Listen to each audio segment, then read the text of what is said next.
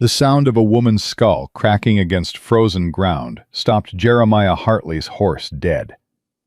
4 little girls screamed from a porch. The youngest, 3 days old, wailed in her sister's arms. Their mother lay crumpled in bloody snow, while her husband raised his boot to finish it.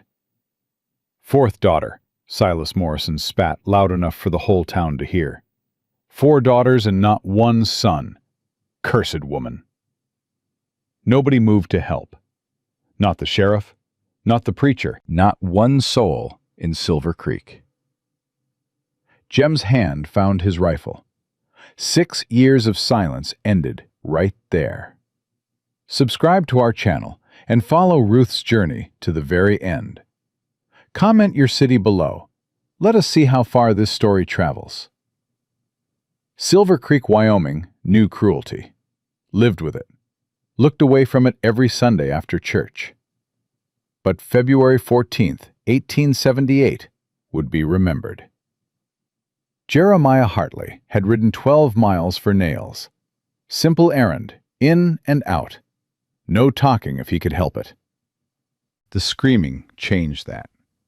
He pulled Ghost to a stop at Main Street's edge. Half the town already gathered. Shopkeepers in doorways, women clutching shawls, men with hands pocketed, watching like it was a show. Center of it all, Silas Morrison dragging his wife by her hair through frozen mud. Ruth Morrison stumbled. Silas's fist caught her jaw. She went down hard. 15 years! Silas kicked her ribs. 15 years and all you give me is girls? She curled around herself. Old habit. Protecting a belly that held nothing now. Baby Pearl, born 3 days ago. 4th daughter. 4th disappointment. The porch held all 4 girls. Hannah, the oldest at 10, clutched the newborn against her chest. Grace, 7, stood frozen. Lily, 5, sobbed into her sister's skirt. Nobody moved. Sheriff Brennan watched from the boardwalk, arms crossed. Reverend Crane bowed his head. Prayer or cowardice? Hard to tell which. Martha Pemberton turned away from her store window. Silas raised his boot over Ruth's head. Jem hit the ground running. "Morrison!" The name cracked like a rifle shot. Silas froze mid-stomp. Jem walked forward. Didn't rush. 10 years as a Texas Ranger taught her Matt. The walk was the weapon. The silence before it. "Ain't your concern, Hartley." Silas lowered his boot. "Ride on." "Can't. She's my wife. She's bleeding out in the street. My property, my business." Jem stopped 3 feet away, close enough to smell whiskey, close enough to count the blood drops on Silas's knuckles. Property. He let the word sit. "That what you call her?" "Law does." "Law also says you can't beat a person half dead in public." Jem's hand rested on his rifle. Easy, not threatening. Yet. "Seems we got a problem." The crowd shifted. Whispers rippled. Ruth tried to stand. Her arm buckled. She fell face first into bloody snow. Silas laughed. "Look at her. Pathetic. 15 years of marriage. 4 daughters. Not 1 son to carry my name. My father's land needs an heir, Hartley." "So you beat her for something God decides?" "She's cursed. Doctor said, doctor's a fool, and you're worse for believing him." Movement on the porch. Hannah handed the baby to Grace and stepped forward, fists clenched at her sides. "Leave Mama alone." Silas spun. "Hannah, get inside before I—" "Before what?" Jem's voice dropped. Cold. Dangerous. "You gonna hit your daughter too? Right here? In front of everyone?" Something flickered across Silas's face. Fear. Calculation. The town council seat he held. His father's name. Reputation. He stepped back from Ruth. "This ain't finished, Hartley." "Didn't figure it was." "She comes home tonight, or I get the sheriff to drag her back." "Sheriff can try." Quiet words. Simple. But Sheriff Brennan suddenly found his boots real interesting. Silas spat in the snow, stalked toward the saloon. 3 men followed. The rest stayed, watching, waiting, always waiting for someone else to act. Jem knelt beside Ruth. Worse up close, split lip, swelling eye, bruises on her throat, fingerprint-shaped. And beneath fresh wounds, older ones, yellow-green shadows, a nose healed crooked. Years of this. Years. "Ma'am?" She flinched. That single word from a man's mouth made her flinch. "I ain't gonna hurt you." Her good eye focused, blue like winter ice, empty, full, both at once. "Why?" Barely a whisper through broken teeth. No answer he could give, not with Clara and Samuel's graves fresh in his mind after 6 years, not with failure carved into his bones. "Can you stand?" "Don't know." He slid his arms under her. She weighed nothing, fear and bones. 15 years of surviving what should have killed her. He lifted her onto Ghost. "Hannah!" The girl's head snapped up. "Get your sisters, all of them, now!" "Mister, we can't. Your mama needs help. My ranch is closer than anywhere. You coming, or you gonna stand there while she bleeds?" Hannah grabbed Grace's hand. Grace grabbed Lily. They ran.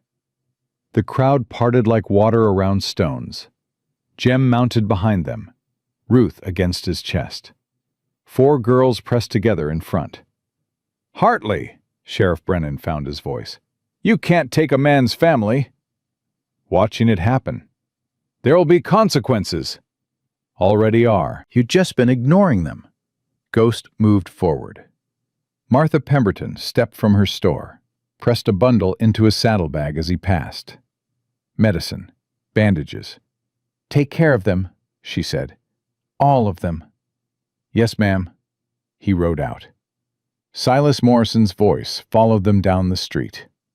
"I'll burn that ranch to the ground, Hartley. You hear me? I'll burn it all." Jem didn't look back.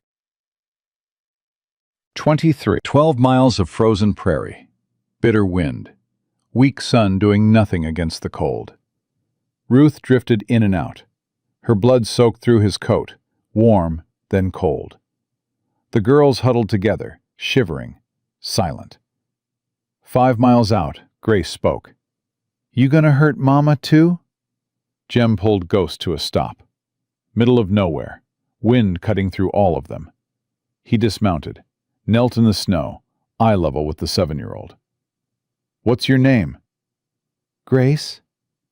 "Grace. I like that." He took off his hat, held it in both hands. "I ain't gonna hurt your mama. Not now. Not ever. None of you." Grace studied his face, looking for lies, looking for the signs she'd learned to read in her father. "Papa said nice things, too." "I reckon he did." "How do I know you're different?" "You don't. Not yet. Words are cheap. Only thing that proves different is time." Grace's jaw tightened. "Mama can't take more. She'll die." "I know." "Pearl needs her. She's only 3 days old." I know that too. If you hurt any of them, Grace's voice went flat, I'll kill you myself. Jem didn't smile, didn't dismiss her. 7 years old making death threats should have been funny, but her eyes held nothing childish. If I hurt them, I'll deserve it. Something shifted in Grace's face. Not trust. The seed of what might become trust. Maybe. He mounted. They rode. His ranch sat alone against the horizon. Cabin half finished. Barn solid. Nothing else for miles. 6 years ago, he'd planned to build more. Add rooms.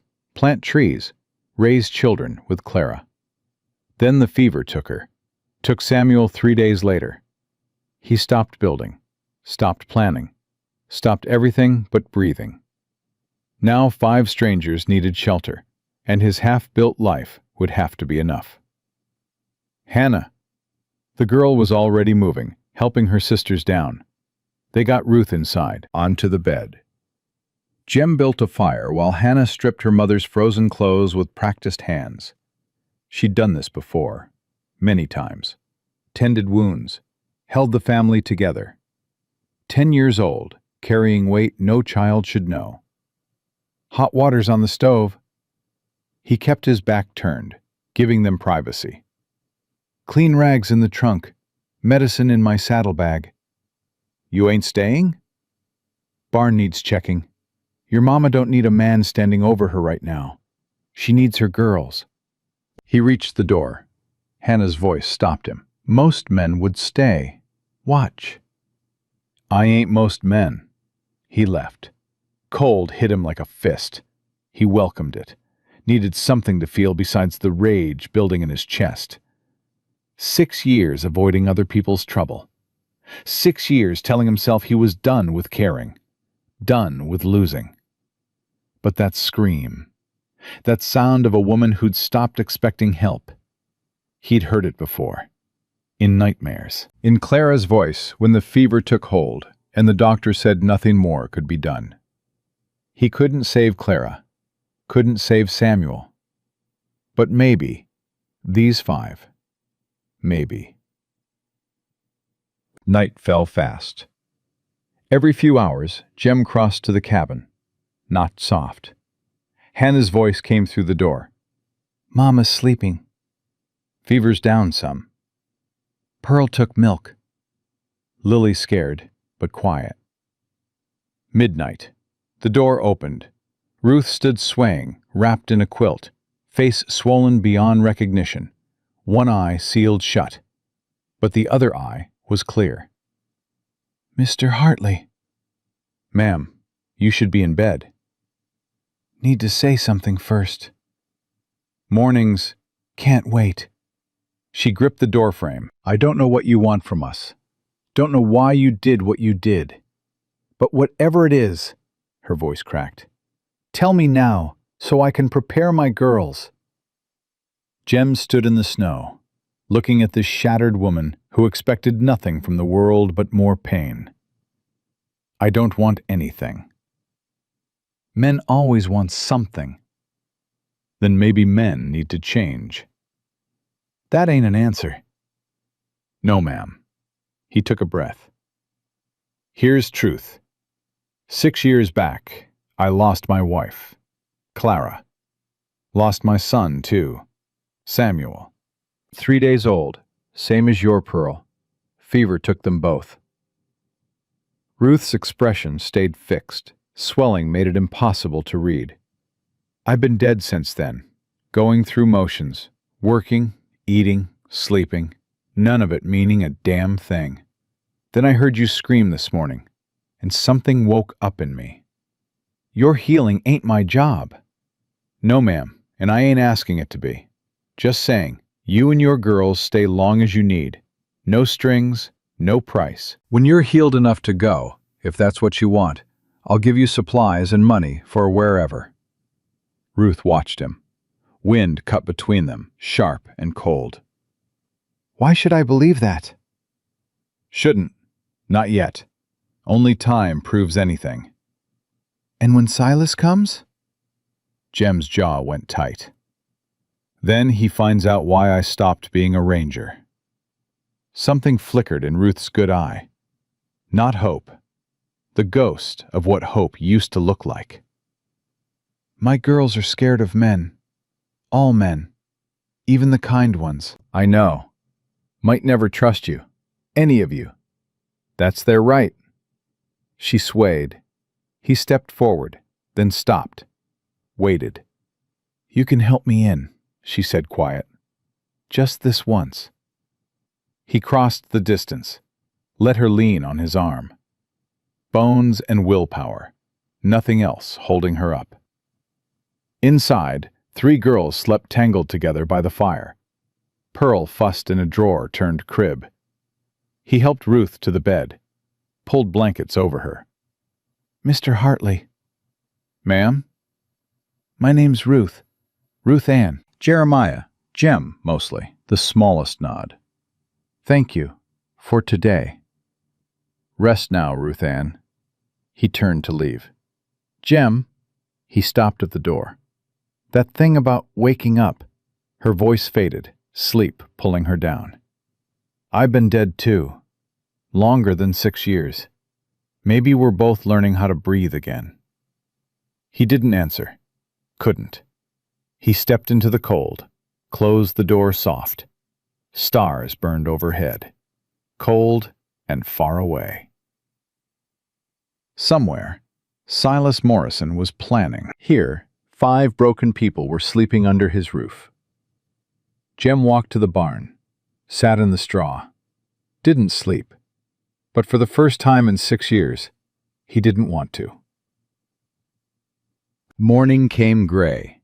Jem was splitting wood when Hannah appeared in the cabin doorway. Mama's still out. Good. Pearl needs milk. We ain't got any. Goat in the barn. Old, but she gives.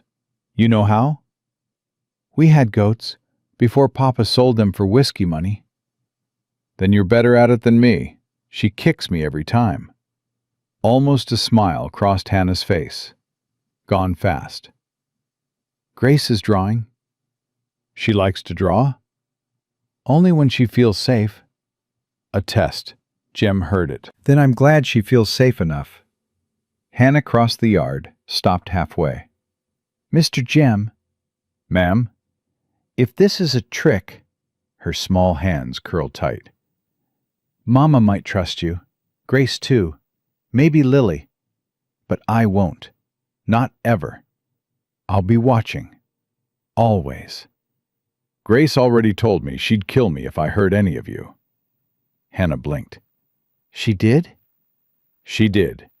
I told her if I hurt you, I'd deserve it. Telling you the same. Hannah stared at him for a long moment, then nodded once, sharp, and walked to the barn. Jem watched her go. 10 years old, already carrying the world, eyes that trusted nothing. She reminded him of himself, same age, after his own father's fists. Maybe that's why he'd stopped yesterday. Some debts take a lifetime to pay. He picked up the axe, split another log. The sound rang across empty prairie like a heartbeat waking up. By noon, the girls found rhythm. Hannah milked the goat, fed Pearl. Grace drew by the fire, birds, horses, a cabin with smoke rising. Lily followed Jem everywhere. What's your horse called? Ghost. Why? She's gray, quiet. Can I pet her? Gentle-like. I'm always gentle. Papa said I was too soft, needed toughening. Jem stopped, knelt, met her eyes. Nothing wrong with gentle, Lily. World's hard enough. Gentle is valuable. Her face scrunched. Valuable? Worth something. Worth a lot. Papa said I wasn't worth nothing. Your papa was wrong. Lily thought about this with 5-year-old seriousness. I like you, Mr. Cowboy. I like you too, Miss Lily. She grabbed his hand, small frozen fingers, and pulled him toward the barn. First time in 6 years, Jem felt something besides grief. Felt like mourning after a long dark. That night, Ruth sat up for supper. They ate around her bed, Jem on a stool by the door, girls on the floor, beans and cornbread. Simple. But the fire was warm, and nobody was bleeding. Girls, Ruth said, voice still rough, mind your manners. Thank you, Mr. Jem. Welcome. Lily looked up, crumbs on her chin. Mr. Cowboy, you got kids? Silence crashed down. Hannah glared daggers at her sister. Ruth's breath caught. Jem set his spoon down slow. Had a son. Samuel. Lived 3 days. Lily's eyes went wide. He in heaven? I reckon. He lonely up there? Hope not. His mama's with him. Clara. Then he ain't lonely. Mamas fix everything. Yes, ma'am, they do. Ruth's good eye glistened. She turned away fast. Lily, Hannah hissed, stop asking. It's all right. Jem's voice stayed steady. Good to say their names. Been too long. Quiet settled. Different this time. Shared. Grace stood, crossed to Jem, held out a paper covered in charcoal. For you. 5 stick figures holding hands. Tall man, woman. 4 small shapes in a row. Underneath, in crooked letters, family. Jem's throat closed tight. Thank you, Grace. It's beautiful. She nodded, went back to her spot. Ruth watched. Something cracked behind her eyes. First fissure in walls built over 15 years. Mr. Jem? Ma'am? That offer. About staying. Still good? I ain't ready to trust you. Might not ever be. I understand. But tonight, she paused. Tonight, I'm going to believe you mean what you say. That's enough. For now. Wind screamed outside. Somewhere out there, Silas Morrison gathered men. In here, 5 broken souls huddled together. Worth fighting for. Jem knew that now. He just didn't know yet how hard that fight would be. The storm hit at midnight. Jem heard it coming before he saw it. Wind shifting, temperature dropping. That particular howl that meant blizzard. He'd survived enough Wyoming winters to know this one would be bad.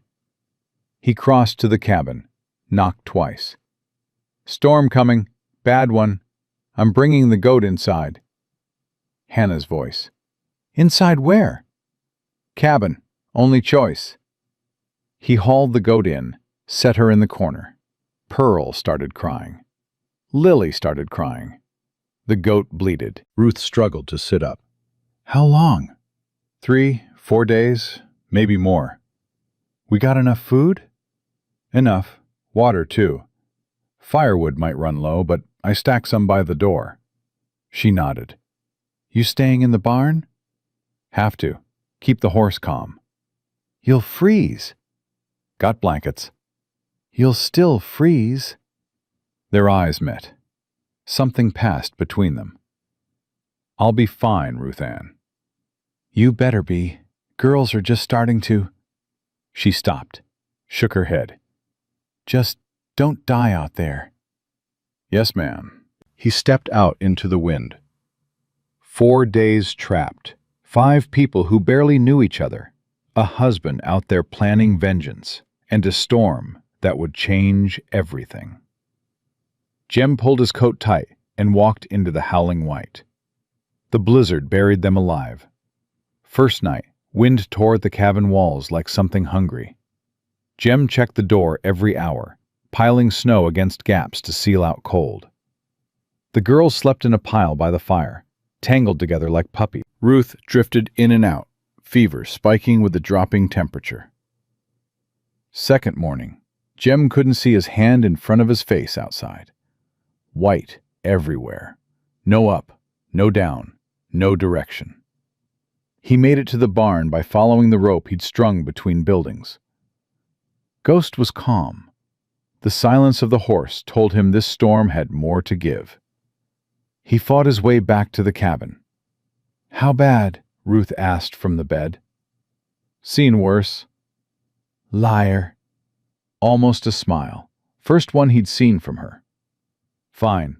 Ain't seen worse, but we'll make it. Hannah looked up from feeding Pearl. How long? Another 2 days, maybe 3. We got food? Enough. Barely. Grace stopped drawing. What about the goat? She's in the corner eating your mama's quilt.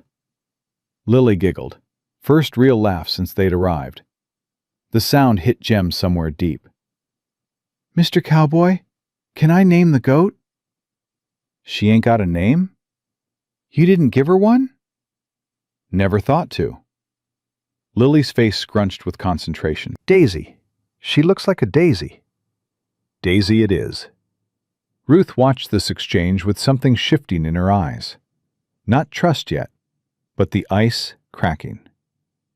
You should eat something, Jem told her. Keep your strength. Ain't hungry. Don't recall asking if you was hungry. Said you should eat. Her jaw tightened. You giving me orders now? I'm asking you not to die in my cabin. Girls need their mama. The words hit hard. Ruth looked at her daughters, then back at him. Fine, but only because they need me, not because you said. Whatever gets food in you. He handed her a bowl of beans. Their fingers touched. Both pulled back fast. Hannah noticed. Her eyes narrowed, but she said nothing. The second day crawled. Wind never stopped. Temperature dropped until breath froze in the air. Jem fed the fire constantly, rationing wood, calculating how long they could last. The girls grew restless. Lily bounced off walls. Grace drew until she ran out of paper, then started drawing on the floor with ash. Hannah paced like a caged animal. Only Ruth stayed still, watching, thinking. The swelling on her face had gone down some.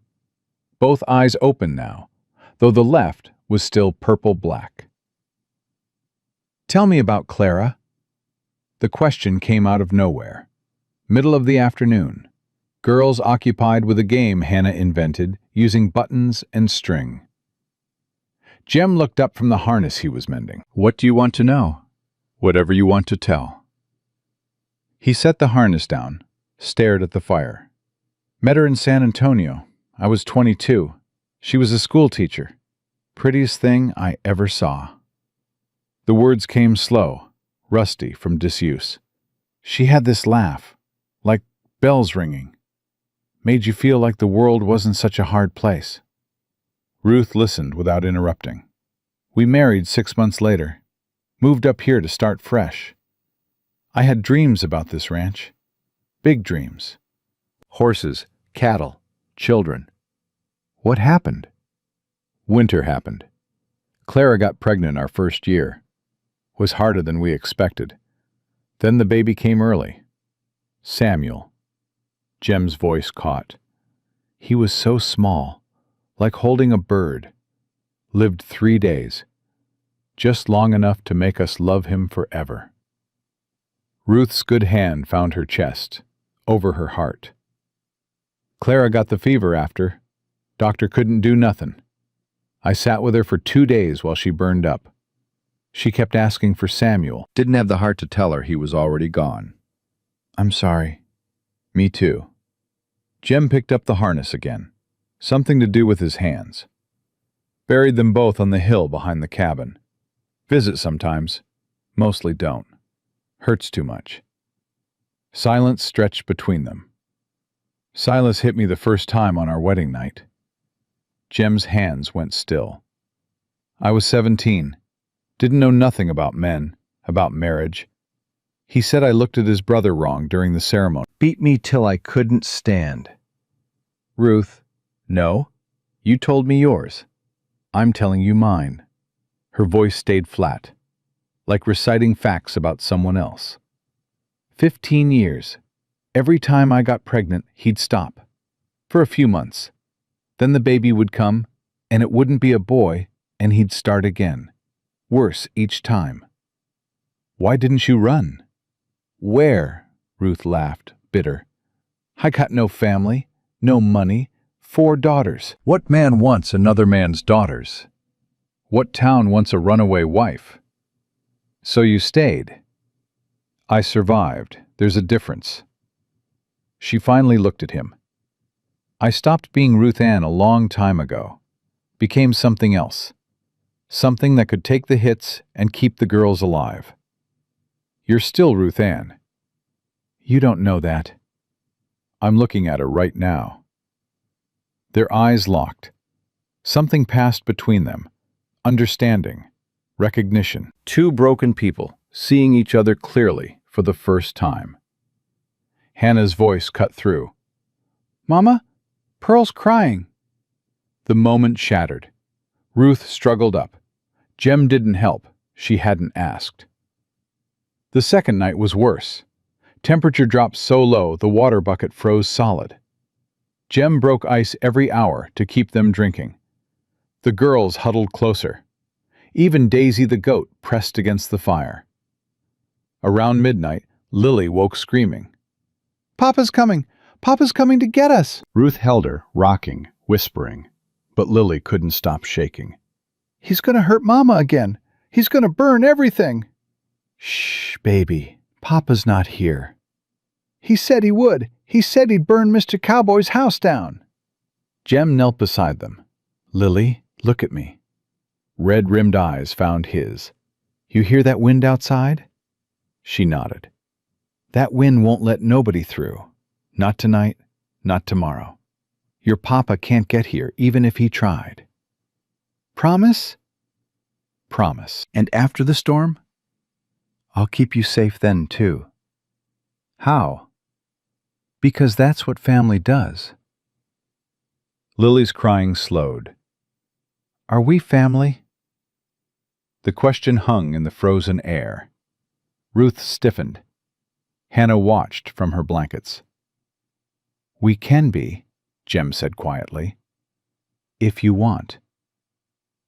Lily threw her arms around his neck, small body shaking with sobs and relief.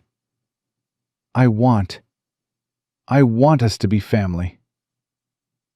Over her shoulder, Jem met Ruth's eyes. Something in them he hadn't seen before. Something like hope. Third day. The storm finally weakened. Wind died to a moan instead of a scream. Snow kept falling, but lighter now. Jem made it to the barn and back without losing the rope. Tomorrow, he told them. Day after, at most. We'll be free. Hannah looked up. Then what? Then we figure out what comes next. Papa will come. Probably. What are you going to do? Whatever I have to. You'll fight him? If that's what it takes. He'll bring men, the sheriff, maybe more. I know. Hannah studied him with those two old eyes. Why? Why risk all this for us? Jem thought about lying, giving her some noble speech about duty and honor. But Hannah had heard enough lies to last a lifetime. Because I couldn't live with myself if I didn't. That ain't enough. Maybe not for most folks. It's enough for me. Ruth spoke from the bed. Hannah, let him be. Mama, I said let him be. Man's got his reasons. Don't got to explain them all to you. Hannah's jaw tightened, but she nodded and turned away. Grace appeared at Jem's elbow, held out another drawing. This one showed the cabin, snow all around.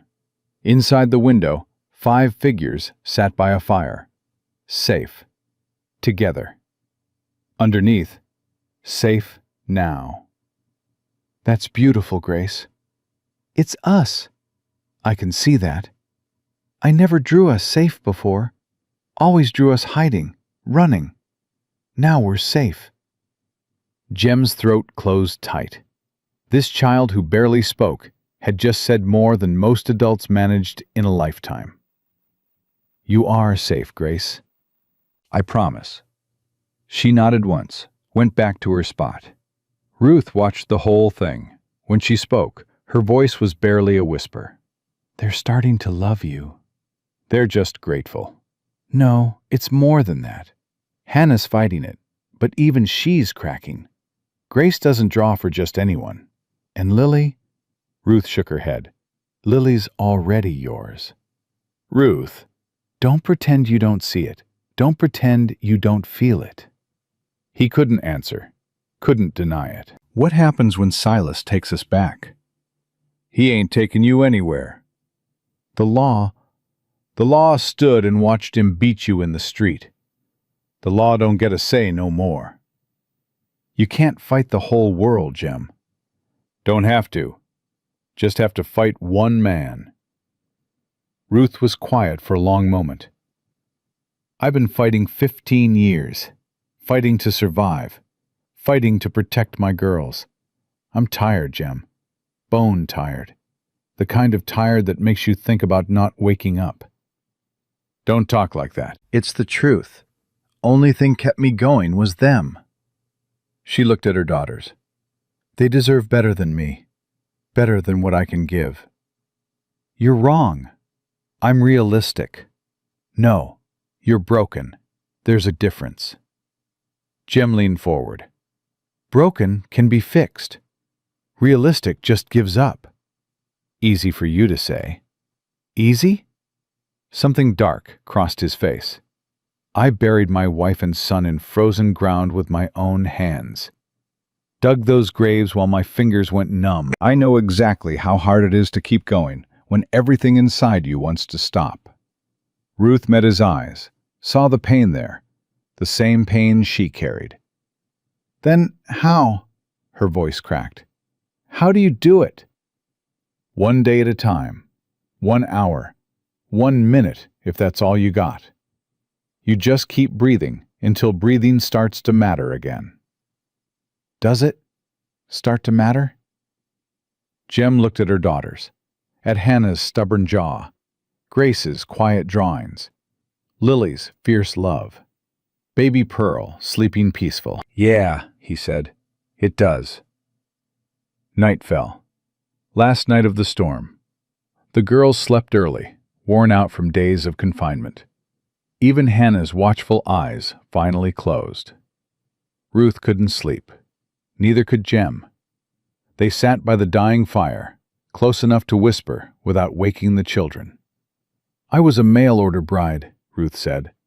My papa sold me to Silas for $50 and a mule. Jem said nothing, just listened. I didn't know what marriage meant. Thought it was like the stories. Love and partnership and building something together. Took me one night to learn different. I'm sorry. Don't be sorry. Be angry. I spent 15 years being sorry. Sorry got me nothing but more beatings. I'm angry too. Good, Ruth's jaw set. I want him to pay for every hit, every scar, every time my girls had to hide under the bed while he raged. I want him to feel what we felt. That can be arranged.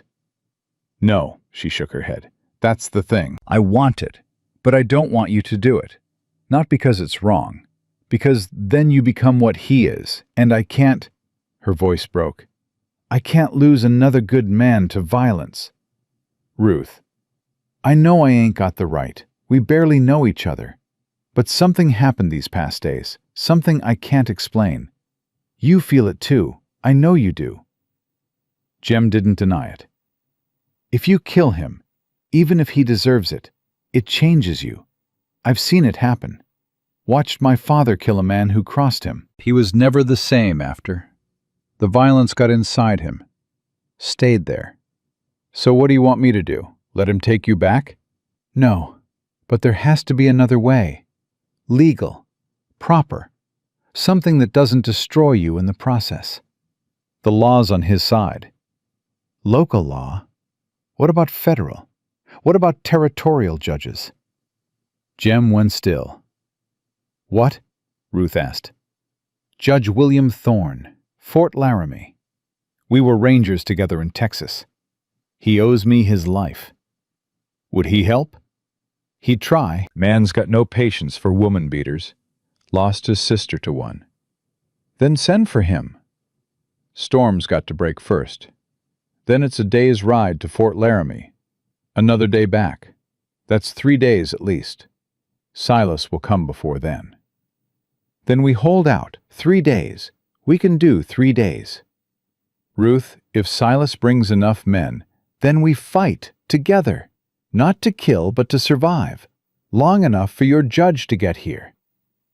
Jem studied her face, the bruises fading, the strength emerging. This wasn't the broken woman he'd lifted from the snow 4 days ago. "You've changed." I remembered who I was. Before Silas. Before everything. Ruth's chin lifted. My mama used to say I was stubborn as a mule and twice as mean when cornered.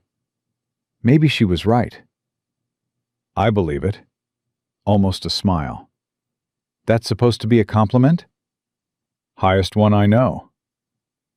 They sat in silence, fire crackling low, wind dying to nothing outside. "When this is over," Ruth said quietly, "whatever happens, I want you to know these past days meant something. To me. To my girls. Meant something to me too. Even if I could never be what Clara was. Don't." Jem's voice was firm but gentle. "Clara was Clara. You're Ruth Ann. I ain't looking for a replacement. I'm looking for something new. Something different. What if I'm too broken? What if we both are?" Ruth laughed softly. First genuine laugh he'd heard from her. "Fine pair we make. Two broken people trying to put each other together." Maybe that's how it works. Maybe you can't fix yourself. Only someone else can do it. That's some kind of philosophy? Just something I've been thinking these past days. Ruth reached out, took his hand. Her fingers were cold, but her grip was strong. "Whatever comes," she said, "we face it together." Together. The fire died to embers. Outside, silence fell for the first time in 3 days. The storm was over. What came next would be worse. Dawn broke clear and cold. Jem stepped outside to a world transformed. Snow covered everything, 3 feet deep in places, drifts piled high against the barn. The air tasted clean, dangerous clean, the kind of clean that came before something bad. He saddled Ghost while the girls ate breakfast. Ruth met him at the barn door. "I'm riding to the Pemberton place," he told her. "Martha's got a fast horse. She can get a message to Fort Laramie quicker than anyone." "You trust her?" "She helped us once. She'll help again." "What if Silas is watching the road?" "Then I'll deal with him." Ruth grabbed his arm. Don't go looking for a fight." "I ain't looking, but I ain't running either." She held on a moment longer, then let go. "Come back." "Plan to." He mounted Ghost and rode toward town. The road was hard going, snow deep and crusted. Ghost picked her way careful. 2 hours to cover what usually took 30 minutes. He was a mile from the Pemberton place when he saw the smoke. Black smoke, rising thick against the white sky. Jem kicked Ghost into a run. Martha Pemberton's homestead was burning. The house, the barn, everything. Flames licked at the sky while black smoke poured upward. And standing in the snow, watching it burn, were 4 men on horseback. Silas Morrison, Sheriff Brennan, 2 others Jem didn't recognize. Martha stood in her nightgown, gray hair loose, watching her life turn to ash. Helloless. Destroyed. Silas saw Jem coming. Smiled. "Hartley, come to see the show?" Jem pulled Ghost to a stop, hand on his rifle. 4 against 1. Bad odds. "What did you do?"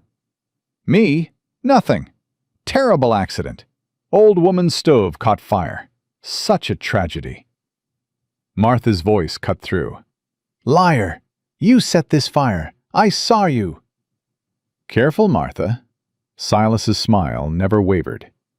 "Making accusations you can't prove is dangerous business. People might think you're crazy. Old. Confused." Sheriff Brennan looked uncomfortable, but said nothing. Jem dismounted, walked toward Silas. "That's close enough, Hartley. Where's my wife? Where are my daughters?" "Safe, at my ranch." "Liar." "Am I?" Silas leaned forward in his saddle. See, I know where they are. Martha here was going to help you get a message to Fort Laramie. Now she can't help nobody. And by the time you find another way to reach your ranger friend, this will all be over. What do you want, Silas? What's mine, my wife, my property, my daughters? They ain't property. Law says different. I don't care what the law says. Silas's smile faded. You should, because I got the law right here. He gestured at the sheriff. And I got papers, legal papers, says Ruth Ann Morrison belongs to me. Says those girls are mine to raise as I see fit. Over my dead body. That can be arranged. The two strangers reached for their guns. Martha screamed. Jem drew. 1 shot. 2. Both strangers fell from their horses, clutching arms. Not dead. Not yet. But out of the fight. Silas and the sheriff sat frozen, staring at the gun in Jem's hand. Draw, Jem said quiet. Give me a reason. Silas's face went red. You shot my men! Wing them. They'll live. More than they deserve. This is murder! Sheriff, arrest this man! Brennan's hand hadn't moved toward his gun. Smart man. Well, Silas screamed, do your job! He drew on me first, Jem said. Both of them. Ask Martha. He's right. Martha's voice was steady despite the flames behind her. I saw everything. Your men drew first. She's lying. You calling me a liar, Silas Morrison? Martha stepped forward. You, who just burned down my home? You, who beats his wife in the street? You want to talk about lies? Silas's face twisted with rage. But he saw the calculation in Jem's eyes, saw the rifle still smoking, saw his 2 men bleeding in the snow. This ain't over, Hartley. Never thought it was. I'll be back, with more men, with federal marshals if I have to. And when I'm done, you'll be swinging from a rope, and my family will be home where they belong. Looking forward to it, Silas wheeled his horse. Brennan, get my men. We're leaving. The sheriff dismounted, helped the wounded men onto their horses. Couldn't meet Jem's eyes. You know this is wrong, Jem told him quiet. You know what he is. Brennan said nothing, mounted up, rode away. Silas's voice carried back. 3 days, Hartley. 3 days, and I'm coming with an army. Jem watched them go, then turned to Martha. You all right? I'm alive. That's more than I expected when they showed up. She looked at her burning home. 60 years of memories. Gone. I'm sorry. Don't be. Was time for a change anyway. Martha squared her shoulders. Take me to your ranch. I'll tend those girls while you figure out how to stop that monster. Martha, don't argue. I got nothing left here. Might as well make myself useful. Jem helped her onto Ghost, mounted behind her. They rode toward his ranch while smoke rose behind them. 3 days. 3 days to find a way to save them all, or lose everything again. Martha Pemberton took one look at Ruth's face and started crying. Not gentle tears, hard, angry sobs that shook her whole body. 60 years old, and she wept like a child, seeing something break that couldn't be fixed. Oh, honey. Oh, sweet girl. Ruth stood frozen in the doorway. Nobody had called her sweet in 15 years. I knew it was bad, Martha said between sobs. We all knew. But seeing it... It's healing now. Ruth's voice was flat. Been worse. That ain't comfort. That ain't comfort at all. The girls watched from the fireplace. Hannah's face was stone. Grace held Pearl tight. Lily hid behind her sisters. Martha wiped her eyes, drew herself up. Well, We got work to do and 3 days to do it. Feeling sorry don't help nobody." 3 days? Ruth looked at Jem. What happened? Silas burned Martha's place. Tried to stop me from reaching Fort Laramie. Did he? He's alive. His men are wounded, and he's coming back with an army. Ruth's hands started shaking. She pressed them against her thighs to still them. What do we do? We prepare. And we pray Judge Thorne gets here in time. How? Martha was supposed to send the message. Jem pulled a piece of paper from his coat. Wrote it before I left. Gave it to a boy heading to Fort Laramie for supplies. Paid him $20 to ride fast. A boy. Silas was watching the road, wasn't watching the hills. Kid knows the back trails better than anyone. Ruth let out a breath she didn't know she was holding. Will he make it? Don't know, but it's our best shot. Hannah spoke up. What if he doesn't? What if the judge doesn't come? Jem met her eyes. Then we fight. Against how many? However many he brings. We'll lose. Maybe, but your mama ain't going back to him, not while I'm breathing. Hannah stared at him for a long moment. Something shifted in her face. Not trust, not yet, but something close. Tell me what to do, she said. I ain't sitting around waiting to be taken. Hannah, Ruth started. No, Mama. I'm 10 years old. I seen things most grown folks ain't seen. If we're fightin', I'm fightin' too. Jem looked at this child, who'd been forced to grow up too fast. Saw the iron in her spine, the fire in her eyes. All right. You can help me fortify the cabin. Think you can handle a hammer? I can handle anything. I believe it. That first day, they worked until their hands bled. Jem boarded windows. Hannah passed him nails, steady and sure. Ruth melted snow for water, storing every drop. Martha organized supplies, counting and recounting, stretching what little they had. Grace kept the younger ones calm, drawing pictures to distract them. Lily helped by staying out of the way. Pearl slept, oblivious to the danger closing in. By nightfall, the cabin looked like a fortress, ugly but solid. It ain't much, Jem admitted, but it'll slow them down. Ruth surveyed the work. Slow them down ain't stopping them. No, but every minute counts. Judge Thorne rides fast when lives are at stake. You trust him that much? With my life. Did once before. What happened? Story for another time, when we ain't got killers coming. Ruth nodded. Didn't push. That night, nobody slept much. Jem sat by the door, rifle across his lap.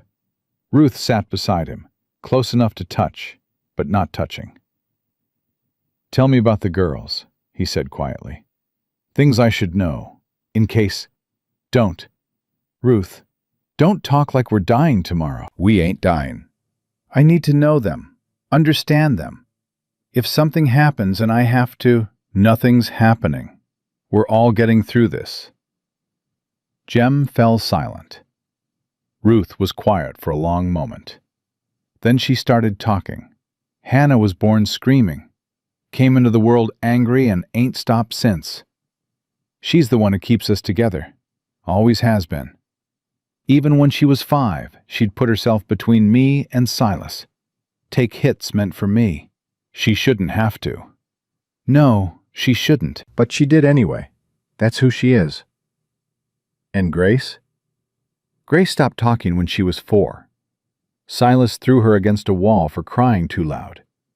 Something broke inside her. Not her body. Her voice. She didn't speak for 2 years, just drew pictures. That's how she tells you things. Through the drawings. Jem thought about the pictures Grace had given him. The family holding hands. The cabin with smoke rising. Safe now. She's talking again. Started a few months ago. But only when she feels safe. only to people she trusts. Ruth looked at him. She talks to you more than she's talked to anyone in years. I don't know why. I do. You see her. Most folks look through her. You look at her. She's worth looking at. Ruth's breath caught. That's why she trusts you. What about Lily? Lily's sunshine in the thunderstorm. Don't know how she stayed that way. Silas beat the light out of the rest of us. But Lily, she just kept shining. Like she knew something we didn't. And Pearl? Ruth's face softened. Pearl's a miracle. I didn't think I'd survive another pregnancy. The labor almost killed me. But she came out perfect. 10 fingers, 10 toes, lungs like a church organ. She's beautiful. She's everything. All 4 of them are. Every hit I took, every bone that broke, every night I thought about not waking up, I kept going for them. They're the only good thing I ever did with my life. Jem turned to face her. That ain't true. What else is there? You survived. 15 years of hell, and you survived. That takes something most folks don't have.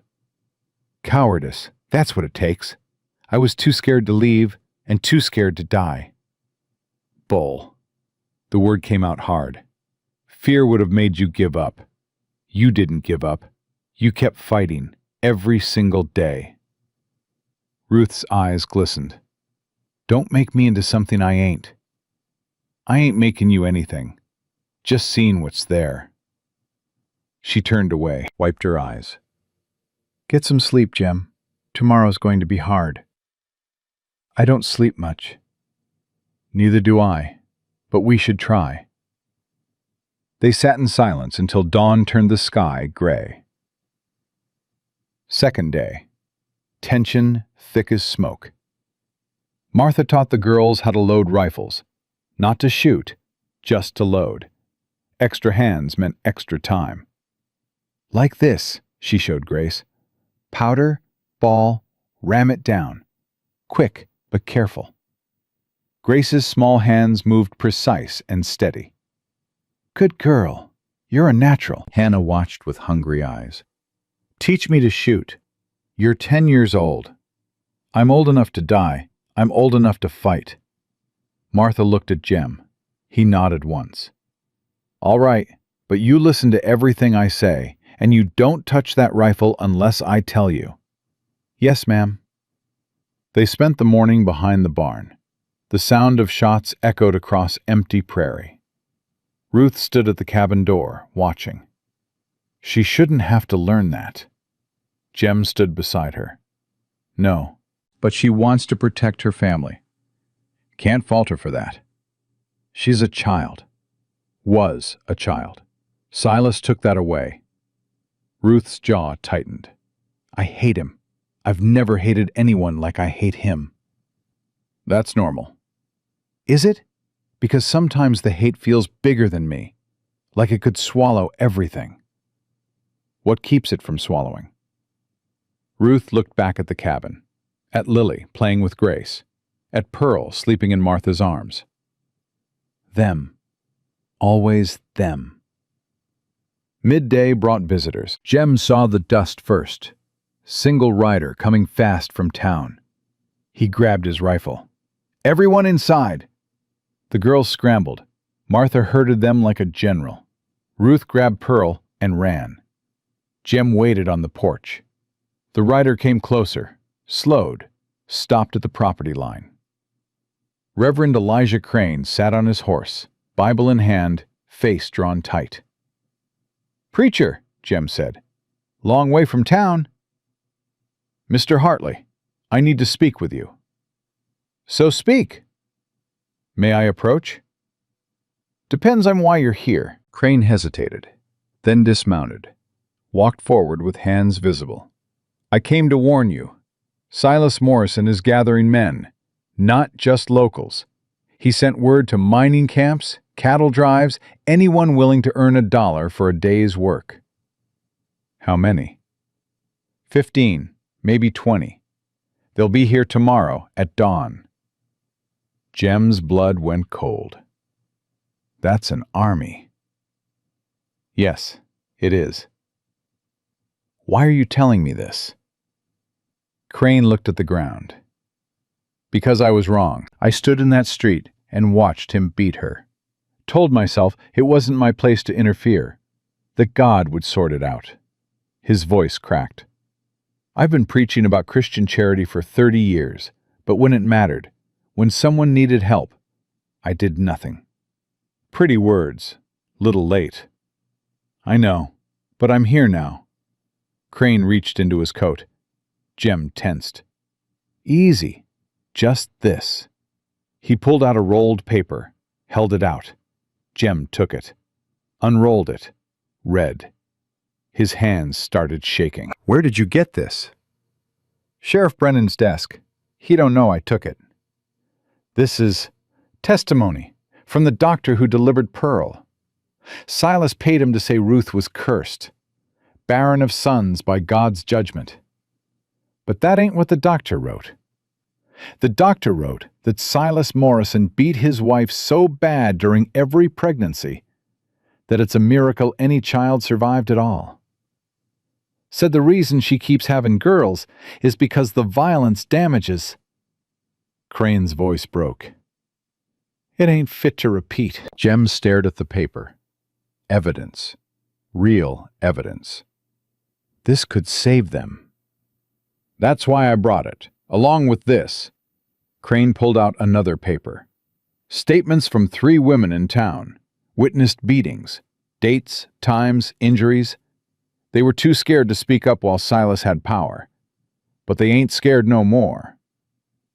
Why now? What changed? Martha Pemberton's house burning down. That was the final straw. Folks realized if Silas would do that to a 60-year-old widow, he'd do it to anyone. Crane met Jem's eyes. You got more support than you know, Mr. Hartley. Not everyone, but enough. Enough for what? Enough to stand with you when the time comes. Ruth appeared in the doorway. Reverend? Crane couldn't look at her. Mrs. Morrison, I owe you an apology that words can't cover. I failed you. Failed your children. Failed everything I claimed to believe in. Yes, you did. The words hit Crane like stones. He flinched, but didn't defend himself. But, Ruth continued, you're here now. That's something. It ain't enough. No, it ain't. But it's a start. Crane nodded, mounted his horse. Tomorrow at dawn, I'll be back, with whoever's willing to stand. You could get killed. Maybe, but I could also get forgiven. He looked at the sky. I've spent my whole life talking about faith. Tomorrow I find out if I got any. He rode away.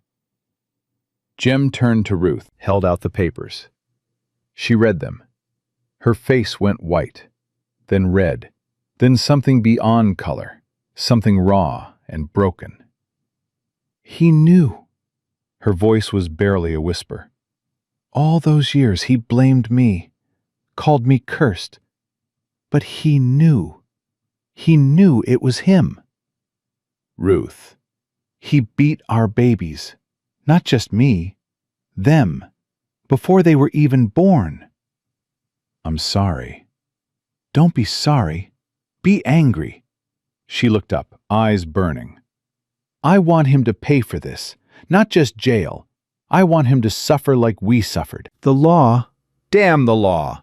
The law let this happen. The law watched while he destroyed us. She was shaking now, rage pouring out of 15 years of silence. Ruth, listen to me. I'm done listening. I'm done being quiet. I'm done. Ruth! Jem grabbed her shoulders, forced her to meet his eyes. I hear you. I see you. And you're right. The law failed. But right now, this paper is our best weapon. Not guns, not fists. This. It's not enough. It might be. Judge Thorne is a federal authority. The This evidence gives him grounds to arrest Silas for assault, fraud, and abuse. Real charges. Prison time. What if he doesn't come? Ruth's rage slowly dimmed. Not gone, never gone, but banked, controlled. I want my daughters to see him fall, she said quietly.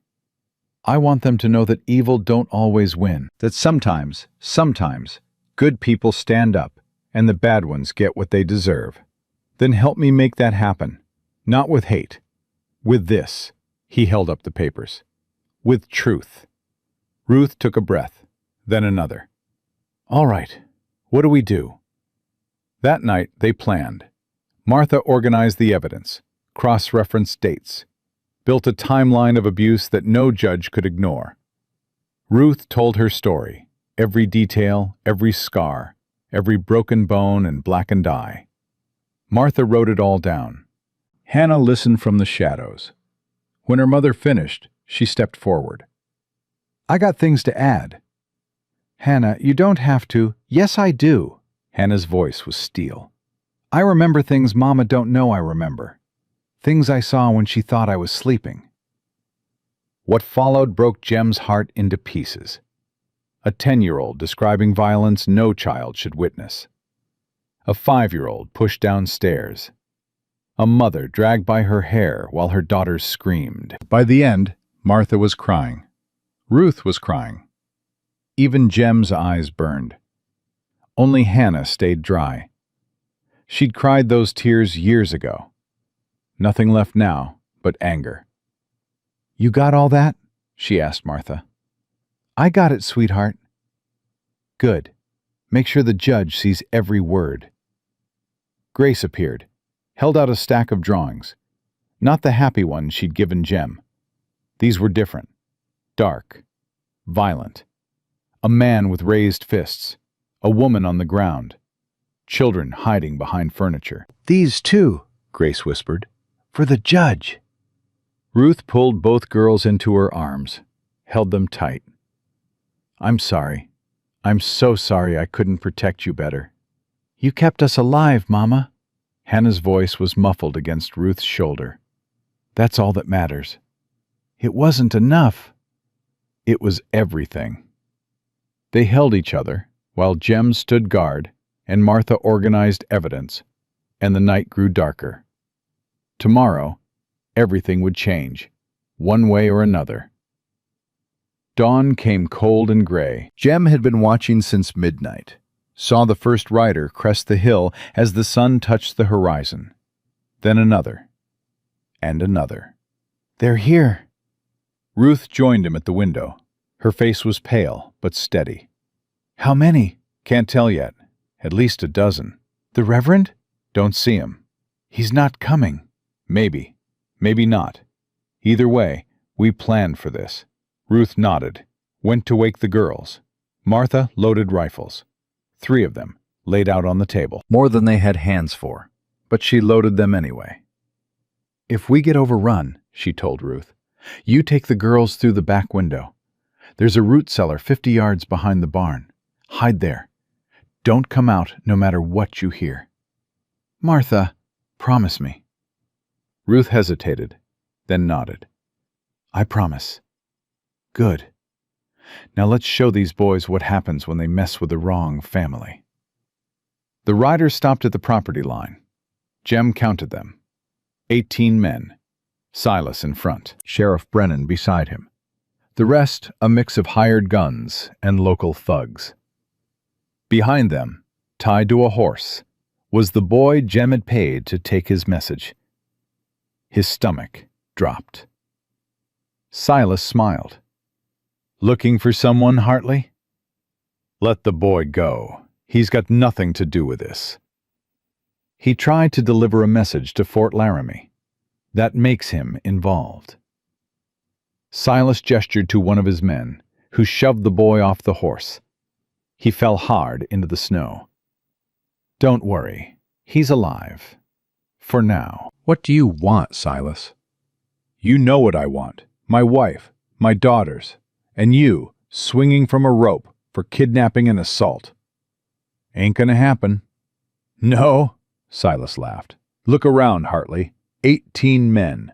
I got the law on my side. I got the numbers. What do you got? A broken-down cabin and a handful of women? The cabin door opened. Ruth stepped onto the porch, rifle in her hands, eyes hard as granite. He's got me. Silas's smile flickered. Ruth, put that down before you hurt yourself. 15 years you told me what to do. Hit me when I didn't obey. 15 years I took it. Not anymore. You think a rifle makes you dangerous? You can't even... Ruth fired. The shot tore through the air, close enough to Silas's head to part his hair. His horse reared. He barely kept his seat. Next one goes between your eyes. Ruth's voice didn't shake. I ain't the woman you married, Silas. I ain't the woman you beat. I'm something new, and I ain't afraid of you no more. Silence fell over the property. The hired guns shifted uneasily. They'd signed up to intimidate a rancher and collect some runaways. Nobody said anything about a woman who could shoot. Sheriff Brennan spoke up. Mrs. Morrison, put down the weapon. You're only making this worse. Worse? Ruth laughed, harsh and bitter. Worse than 15 years of hell?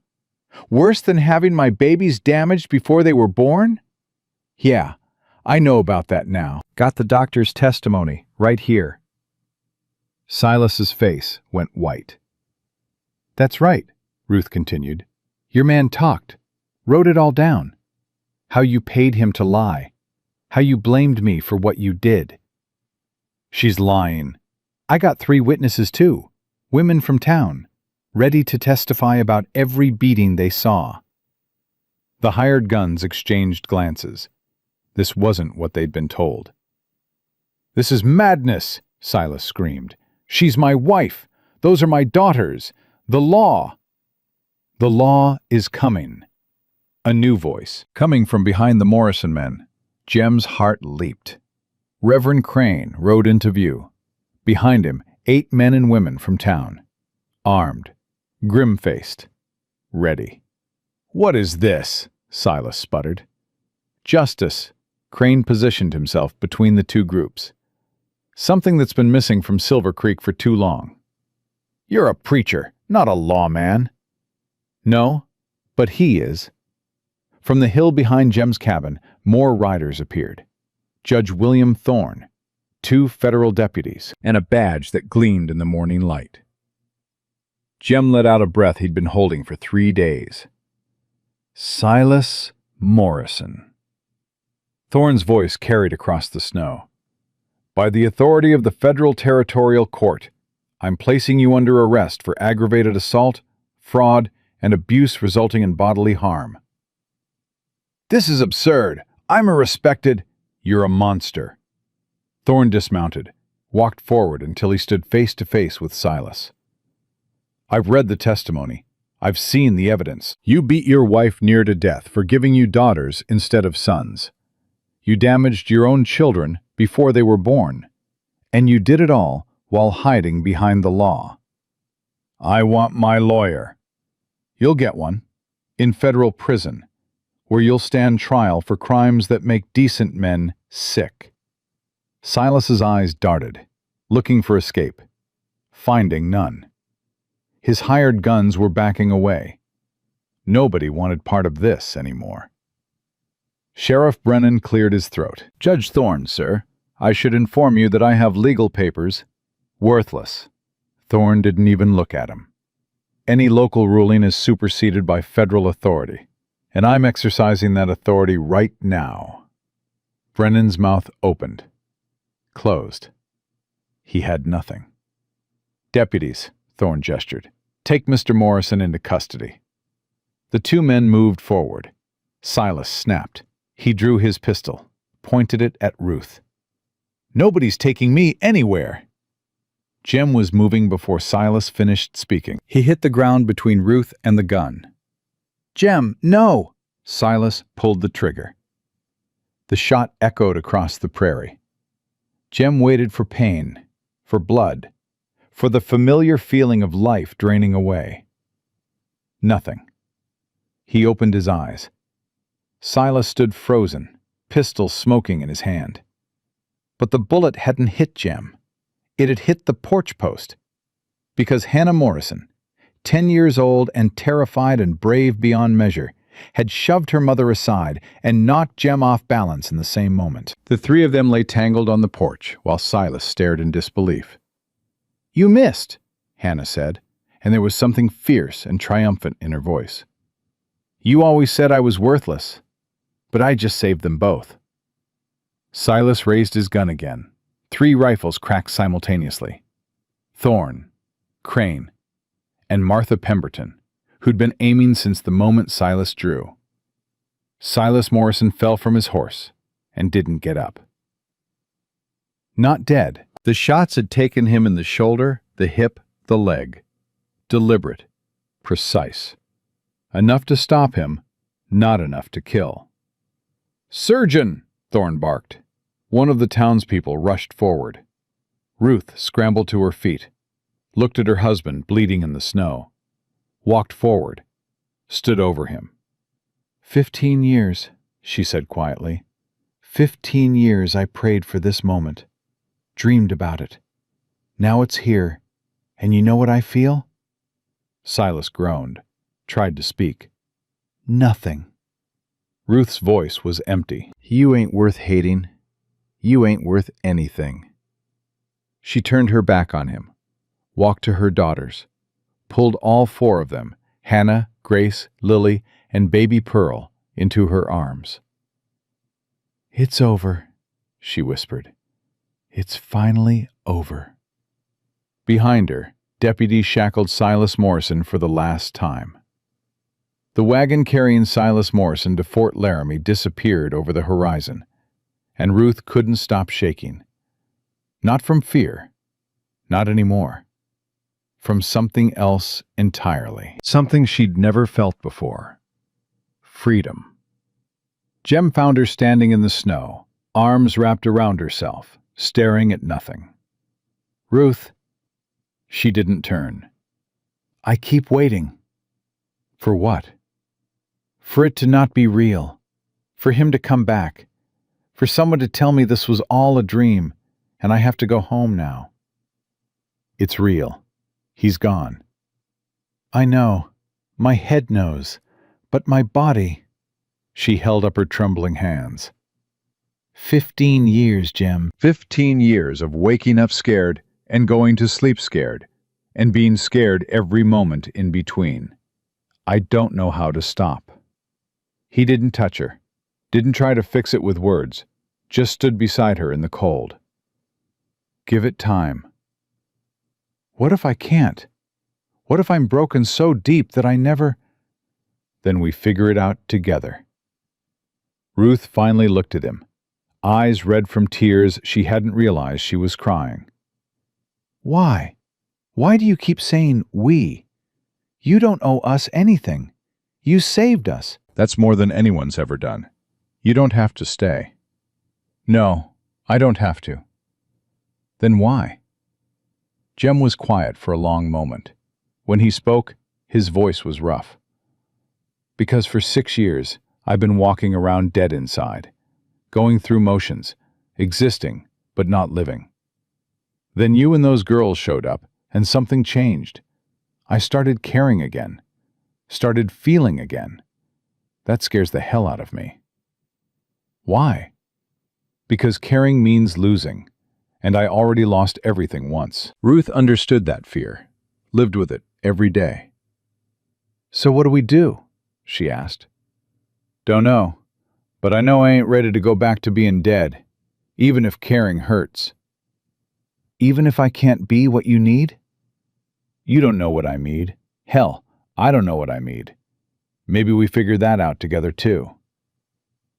Ruth looked at the cabin, at the girls watching from the window, at Martha Pemberton bustling around inside, already cleaning up the mess from the standoff. They love you, she said quietly.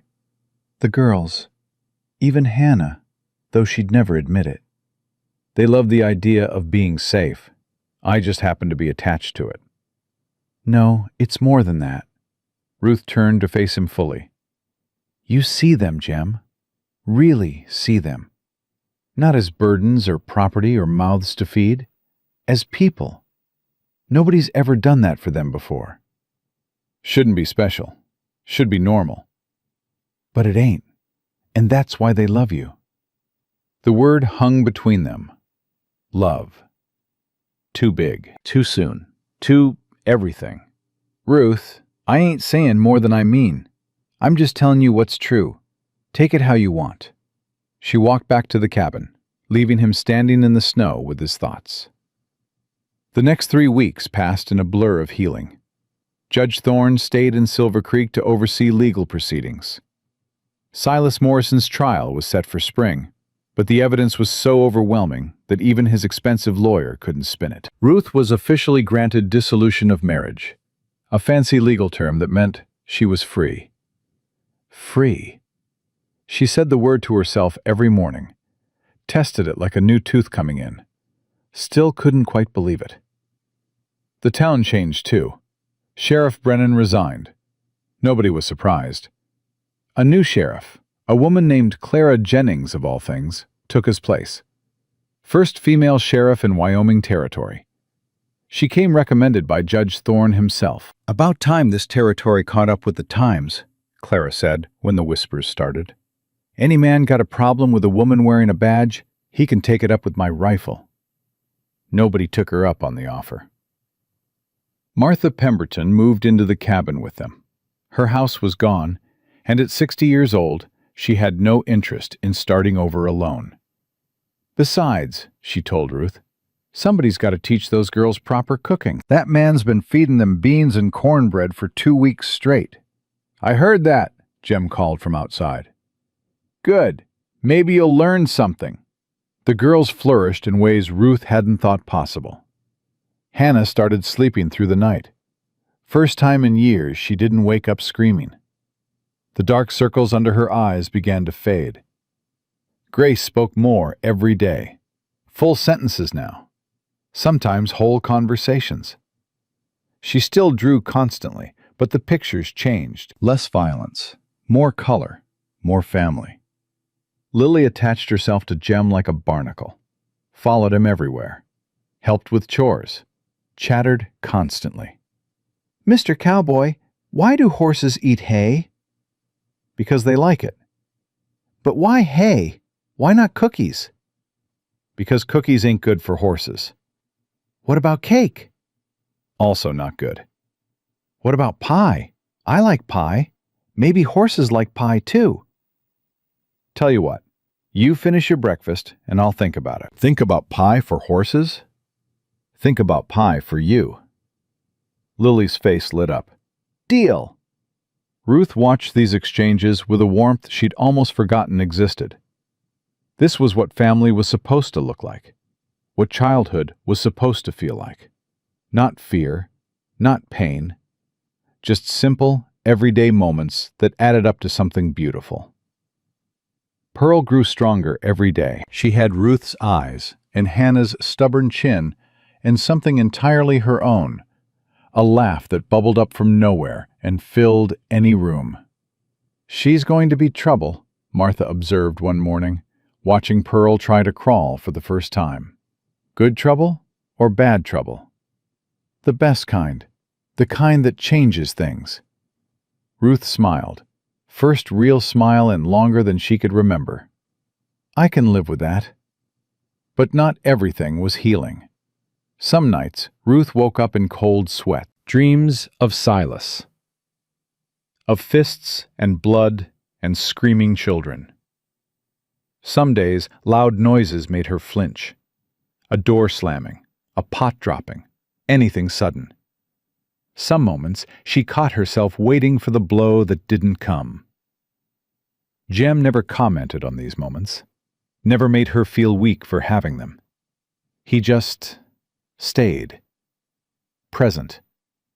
Patient. There.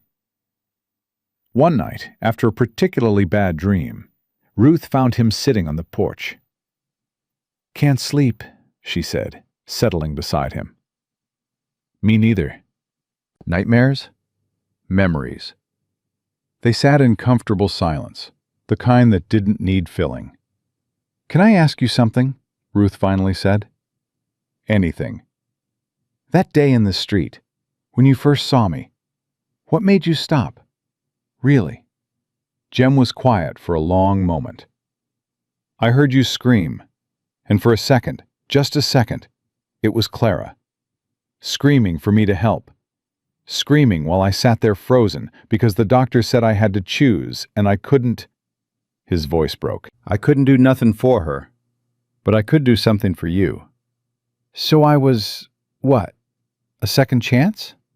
"No." He turned to look at her. "You were a wake-up call. Reminder that being dead inside don't stop other people from hurting. I could sit on this ranch for another 50 years feeling sorry for myself. Or I could actually do something. For once in my miserable life, I chose to do something." "And now? Now that the danger's past? Now that I'm free and you've done your good deed? That's what you think this is? A good deed? I don't know what to think. I don't know how to be with someone who ain't trying to hurt me. I keep waiting for the other boot to drop. Ain't no other boot." "See, you say that. But how do I know? How do I trust anyone ever again?" Jem didn't answer right away. When he did, his voice was gentle. "You don't. Not at first. Trust ain't something you decide. It's something that builds. Slow, over time. Through actions, not words. What if I never get there? What if I'm too broken to trust again? Then I keep showing up anyway, until you believe it. Or don't. But I ain't going nowhere, Ruth Ann. Not unless you want me to." Ruth felt tears building, fought them back. "I want to believe you." "Then start there. Wanting is the first step." She reached out, took his hand, held on tight. "I'm scared," she whispered. "Me too. What if we ruin each other? What if we save each other?" They sat holding hands until dawn painted the sky pink and gold. Spring came early that year. Snow melted, ice broke on the creek. The world woke up green and growing. And with spring came decisions. Judge Thorne returned from Fort Laramie with news. "Trial's done. Silas Morrison has been convicted of aggravated assault, fraud, and abuse resulting in bodily harm. He'll serve 20 years in federal prison. No possibility of early release." Ruth sat down hard.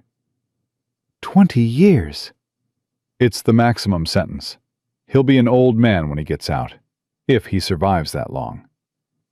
He won't come back? "Not for 2 decades. And after that, you'll have built a new life, one he can't touch." Ruth looked at her daughters, at the home they'd made in Jem's cabin, at the future stretching out before them. "It's really over."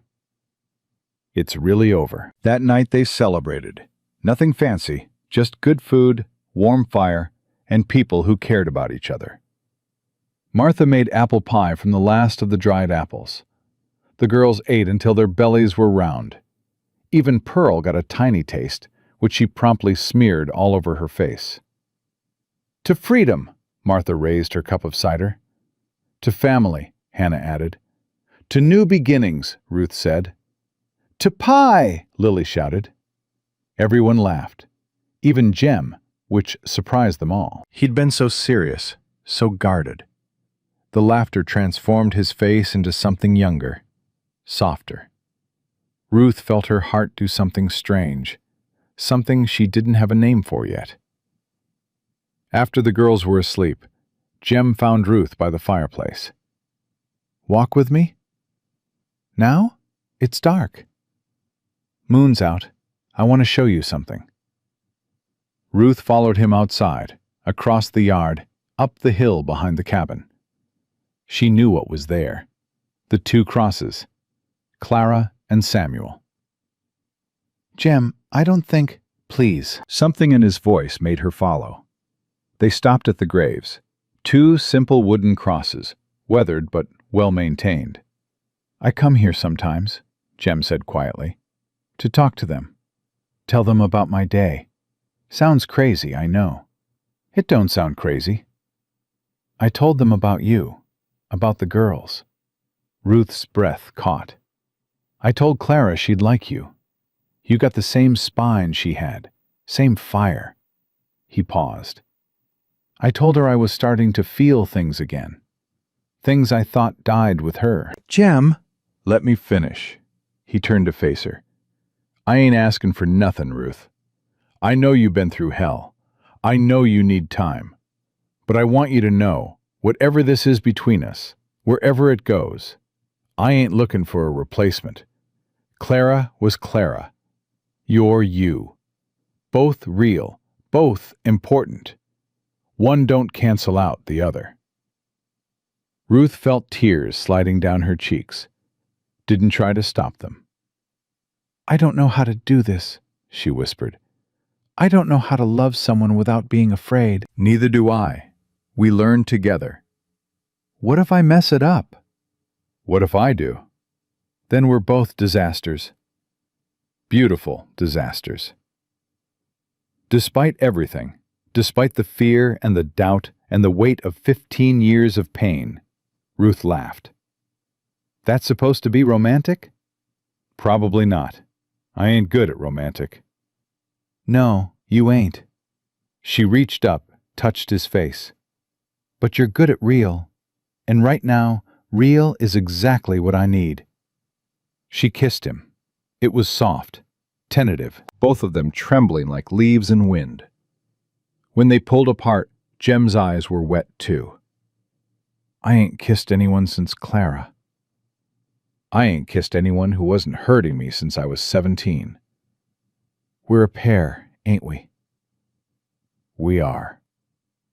They stood together on that hillside, two broken people holding each other up, while the moon rose high and the stars watched over graves that no longer felt like endings. They felt like beginnings. 2 weeks later, Jem asked Ruth to marry him. Not fancy, not planned. Just came out one morning while she was feeding the chickens and he was mending fence. I've been thinking. Dangerous. Shut up. But he was smiling. I've been thinking about us, about the girls, about what comes next. Ruth set down the feed bucket. And I reckon, that is, if you wanted to. He took off his hat, twisted it in his hands like a nervous boy. What I mean is, would you consider Jeremiah Hartley? Are you trying to propose to me? I'm doing a terrible job of it, apparently. Ruth crossed her arms. Try again. Do it proper. Jem took a breath, got down on one knee right there in the mud. Ruth Ann Morrison. Whitfield. My maiden name was Whitfield. Ruth Ann Whitfield. I ain't got much. A half-built ranch, a stubborn horse, and more grief than one man ought to carry. But I got a heart that started beating again the day I found you in that street. And if you'll have me, all the broken, messed-up parts of me, I'd like to spend whatever time I got left trying to make you happy. Ruth stared at him. This man who'd saved her, sheltered her, showed her daughters what a real man looked like. That was better, she said. That a yes? Get up out of the mud. He stood, hat still twisted in his hands. Ruth. Yes. The word came out choked with emotion. Yes, I'll marry you. Yes, I'll take your broken parts. Yes, yes, yes. She threw her arms around him. For a long moment, they just held each other. Not kissing, not speaking, just holding on. Then a small voice from the cabin doorway. Does this mean Mr. Cowboy's going to be our papa now? Lily stood there, eyes wide, hope naked on her face. Jem looked at Ruth. She nodded. He knelt down to Lily's level. Only if you want me to be. I want you to be our papa.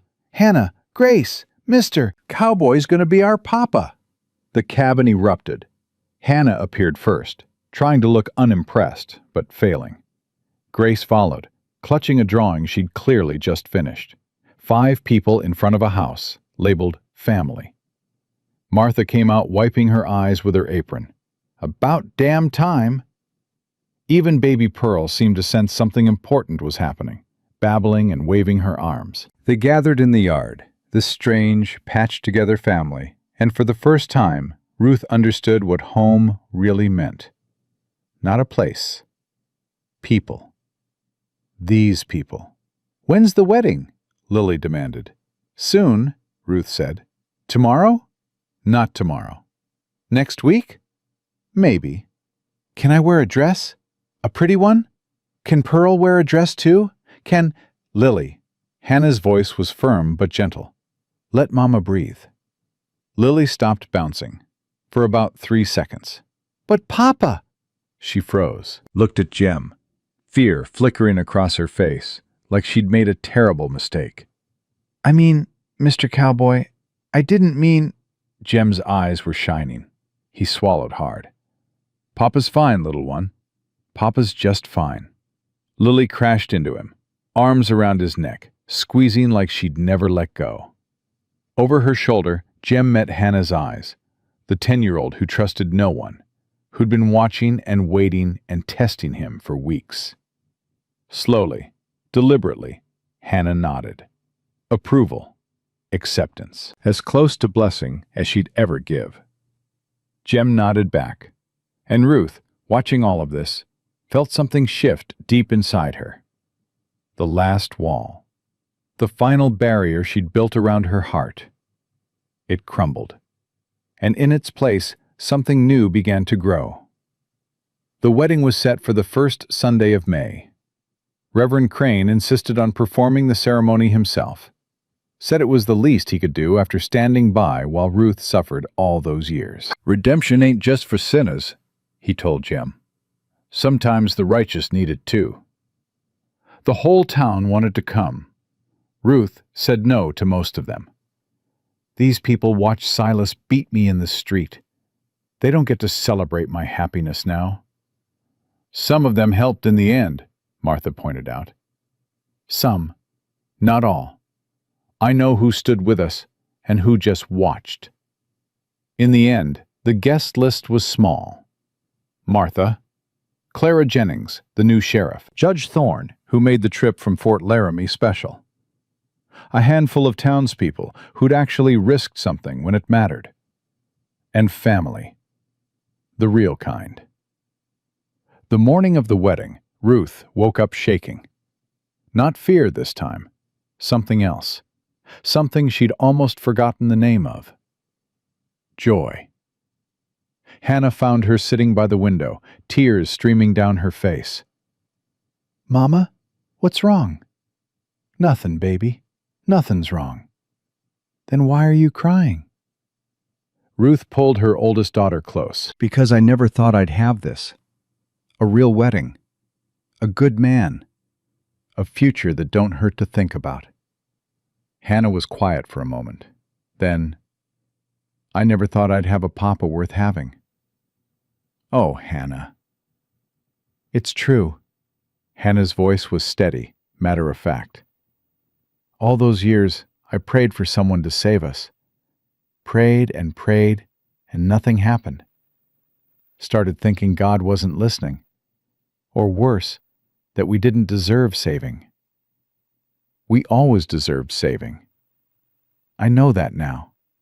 Took Mr. Jem, She caught herself.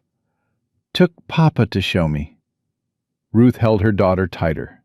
This child who'd grown up too fast, who'd carried weight no 10-year-old should carry. "I'm sorry, Hannah, for everything you went through." "Don't be sorry, Mama. Just be happy. That's all I ever wanted for you." Grace appeared in the doorway, holding a drawing, her wedding gift. The picture showed a church. Inside, 2 figures stood together at the altar. A man in a dark suit, a woman in white. Around them, 4 smaller figures, 3 standing, 1 in arms. Underneath, in Grace's careful handwriting, "Love wins." Ruth couldn't speak, just opened her arms. Grace ran into them. "It's beautiful, baby." I wanted to draw what happy looks like. I never knew before. Now I do." Lily burst in next, bouncing with excitement. "Is it time yet? Is it time?" "Almost, little one." "I can't wait. I got flowers to throw. Martha showed me how." "You throw them like this." She demonstrated an enthusiastic overhand motion that sent imaginary petals everywhere. "Maybe a little gentler," Ruth suggested. "But gentle is boring." "Gentle is elegant." "What's elegant?" "Beautiful and graceful, like a lady." Lily scrunched up her face. "Can I be elegant and throw flowers hard?" "We'll work on it."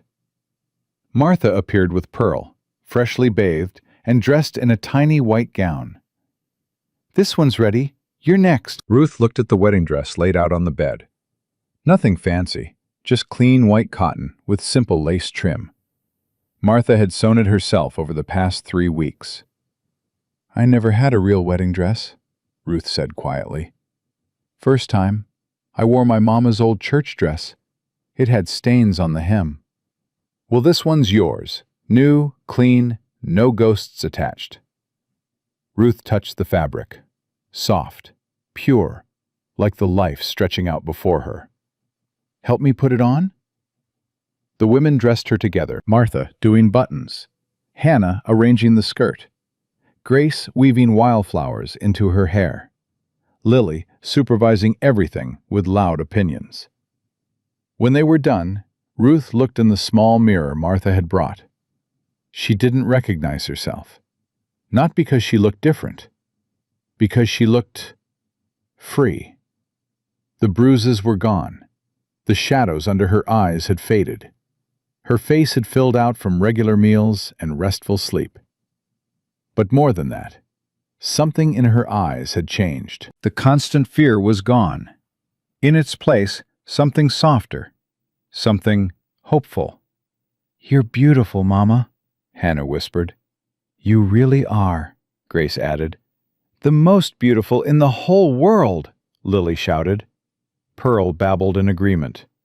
Ruth laughed through her tears. "Let's go get married." Jem was waiting at the makeshift altar behind the cabin. He'd built it himself. Simple wooden arch covered in spring flowers. Nothing fancy, but solid. Like him. He wore his best clothes, dark pants, white shirt, a vest Martha had pressed 3 times. His hair was combed for once. His boots were actually clean. But his hands were shaking. "Nervous?" Judge Thorne asked, standing beside him. "Terrified." "Good. Means you understand what you're getting into." "Do I?" "No man ever does. That's half the adventure." Reverend Crane took his position. The small gathering settled into silence. Then the cabin door opened. Ruth emerged into the spring sunshine, daughters flanking her like an honor guard. Hannah carried Pearl. Grace held a bouquet of wildflowers. Lily walked ahead, throwing petals with enthusiastic abandon, elegance forgotten entirely. But Jem only saw Ruth. She walked toward him across the greening grass, and he felt something shift in his chest. Something that had been frozen for 6 years, finally melting. "Clara," he thought, "I hope you can see this. I hope you understand." No answer came, but somehow he knew. Wherever Clara was, she approved. Ruth reached the altar. Their eyes met. "Hi," she whispered. "Hi yourself. You look nice. You look—" he couldn't find the word. "You look like everything I forgot I wanted." Reverend Crane cleared his throat.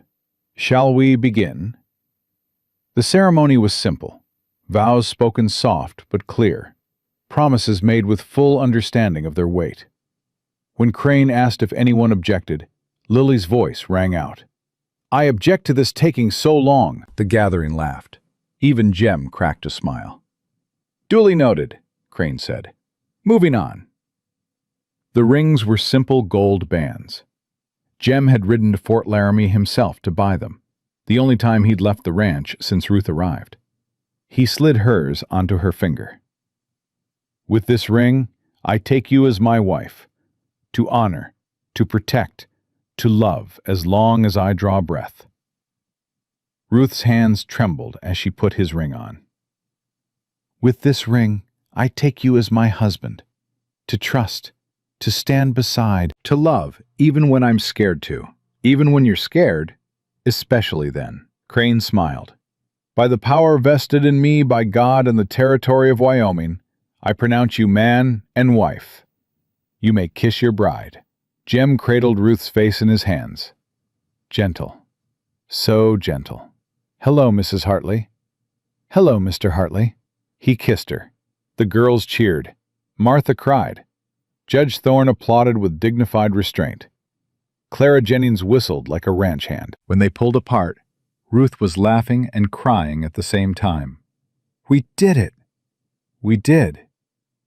Now what? Now we live. The celebration lasted all afternoon. Food appeared from nowhere. Neighbors who hadn't been invited to the ceremony showed up with dishes anyway. Ruth let them stay. Harder to hold grudges on your wedding day. The girls ran wild with other children. First time in their lives they'd been allowed to just play. No fear, no watching over their shoulders. Hannah even laughed, a real full-body laugh that made Ruth's heart swell.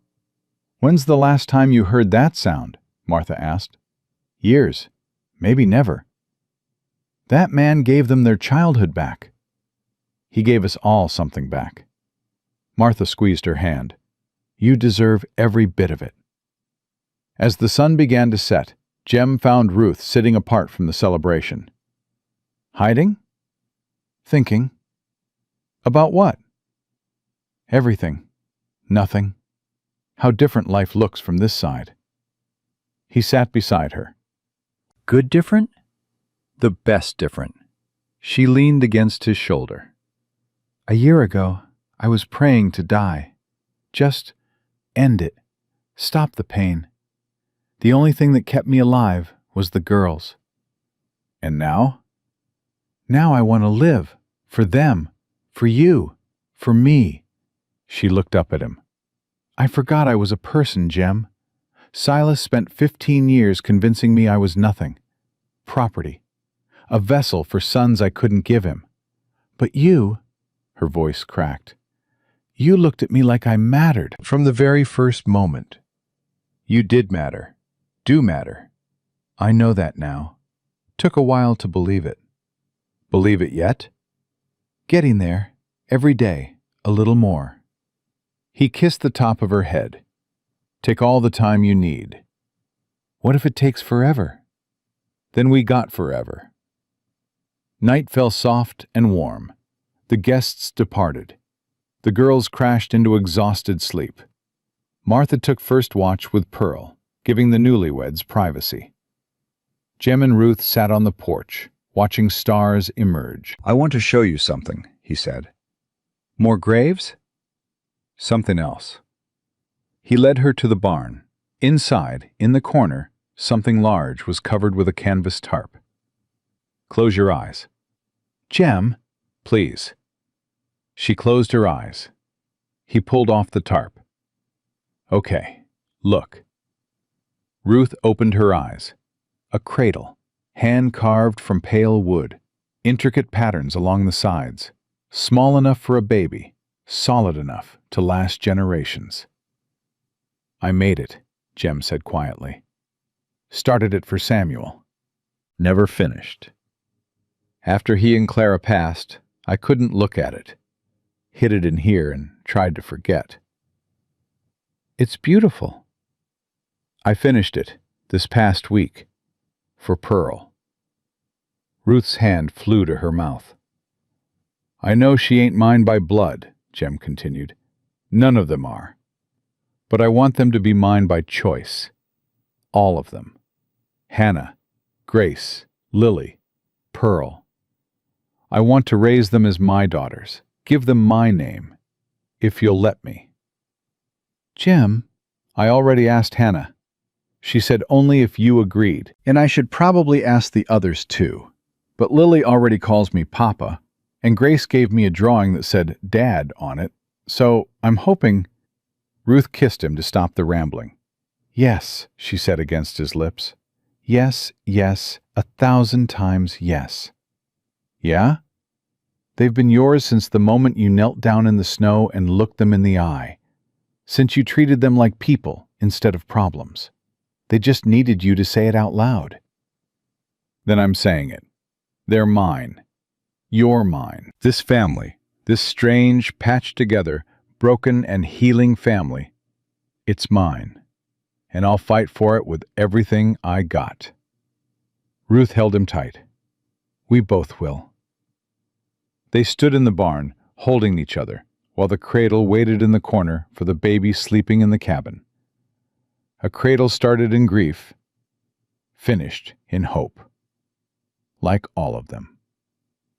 Summer came hot and golden, the ranch transformed. Jem finally finished the cabin. 2 more rooms added, a proper kitchen, a porch that wrapped around 3 sides. The girls each had their own bed now. Ruth had a kitchen she actually wanted to cook in. Martha stayed, said she was too old to start over somewhere else. But everyone knew the truth. She'd found family here. Wasn't about to leave it. Hannah learned to ride properly. Not just sitting on a horse, but really riding. Jem taught her everything he knew, and she soaked it up like dry earth drinking rain. "She's got a gift," he told Ruth one evening, watching Hannah canter across the field. "Natural horsewoman. She's got a lot of gifts. Never had a chance to use them before. She does now." Grace started school in town, terrifying for a girl who'd barely spoken for years. But she came home the first day with a new friend, a quiet boy named Thomas, who also preferred drawing to talking. "We don't have to talk," Grace explained. "We just draw together. It's nice." Lily remained Lily, loud, energetic, full of questions and opinions. She started calling herself Lily Hartley before the adoption papers were even filed. "That's my name now," she informed everyone who would listen. "Lily Hartley, with an H, for Hartley, which is my name, because Papa's my papa now. Did you know that? Papa's my papa." "Yes, Lily, everyone knows." "Well, I'm telling them again, just in case." Pearl took her first steps in August, wobbly, uncertain, arms stretched toward Jem. "Papa," she babbled. "Pa-pa-pa." Jem caught her before she fell, lifted her high. "That's right, little one. Papa." Ruth watched from the porch, heart so full it hurt. This man, these children, this life she never thought she'd have. "Thank you," she whispered, to no one in particular. Maybe God, maybe Clara, maybe the universe itself. "For what?" Jem asked, settling Pearl on his hip. "Everything. All of it. You. Ain't done nothing special. You saved us. You saved yourselves. I just gave you a place to do it. That's not true and you know it." He walked over, kissed her forehead. "Maybe we saved each other. That count?" "Yeah, that counts." Autumn arrived with news. Judge Thorne sent a letter. Silas Morrison had died in prison, stabbed by another inmate over a card game. Ruth read the letter 3 times, then set it down. "How do you feel?" Jem asked carefully. "I don't know." She stared at the fire. "I thought I'd feel something. Relief. Joy. Closure. But I just feel—" "Empty?" "No, that's the thing. Not empty. Full. Too full to feel anything about him." She looked up. "He's been taking up space in my head for 15 years. Even after he went to prison, part of me was waiting, expecting him to come back somehow. Now he never will." "That's a good thing." "It is, but it's also strange. Like waiting for a storm that never comes. Part of you almost misses the anticipation." "You'll adjust." "I know, I just need time." We got nothing but time. She smiled, reached for his hand. I love you, Jeremiah Hartley. First time she'd said it, out loud, direct. His breath caught. Say it again. I love you. Once more. I love you, you ridiculous man. He pulled her close. I love you too, Ruth Ann Hartley. More than I got words for. Good thing we got time to find the words. All the time in the world. Winter came again. Full circle. 1 year since Jem had heard Ruth scream in the street. 1 year since everything changed. They celebrated the anniversary with a quiet dinner. Just family, the way Ruth wanted it. A toast, Martha raised her glass of cider. To second chances. To family, Hannah added.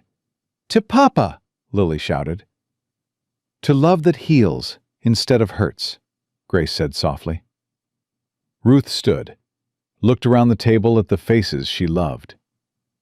To all of it, she said. The pain that brought us here, the courage that kept us going, the man who saw us when nobody else would, and the life we're building together, one day at a time. She met Jem's eyes. To home. To home, everyone echoed. They drank, they ate, they laughed, and outside, snow began to fall, soft and white and new, covering the world in silence. Later that night, Jem found Ruth standing by the window. Can't sleep? Don't want to. Don't want this day to end. There'll be more days, I know, but this one's special. She turned to face him. A year ago, I was dying in the snow. Now look at us. It's a miracle. No, Ruth shook her head. Miracles are things that just happen. We built this. You and me and the girls.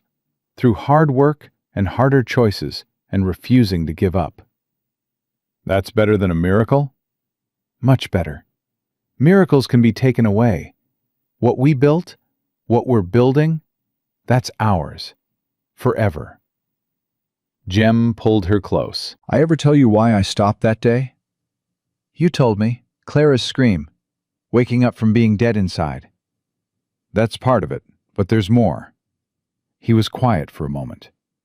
When I saw you in the snow, something in my gut said, move.